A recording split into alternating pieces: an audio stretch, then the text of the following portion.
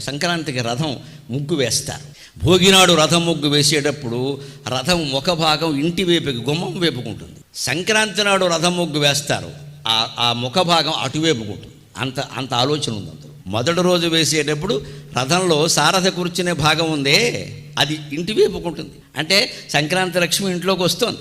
సంక్రాంతి నాడు కనుమ నాడు వేసేటువంటి రథం ముగ్గులో ఆ సారథి కూర్చున్న భాగం అటువైపుకుంటుంది. సంక్రాంతి లక్ష్మిని గౌరవంగా సాగనంపుతున్నాం, శాశ్వతంగా మన ఇంట్లోనే ఉండమని అనకూడదు, అది మళ్ళీ స్వార్థమే. ఆవిడ ఎక్కడ దొరకదలుచుకుంటే అక్కడ పెడుతుంది, దానికే ఉందండి. ఆడపిల్ల పుట్టింటికి వస్తే స్వాగతం చెబుతాం, ఉండిపోమ్మా అంటే కూడా తప్పు, వీడియోకులు అయితేనే ఉంటారు, లేకపోతే ఉండరు. ఒకవేళ ఆవిడ ఏదన్నా నాకు వెళ్ళాలని లేదంటే తప్పమ్మా, వెళ్ళిన అమ్మాయి అలా ఉండకూడదు, నచ్చేసి పంపిస్తాం. అంటే సంక్రాంతి లక్ష్మేనా అంతే. అంచేది వచ్చేటప్పుడు ఆనందంగానే స్వాగతం చెప్పు, వెళ్ళేటప్పుడు ఆనందంగానే పంపించు, ఆడపిల్లని పంపించినట్టే.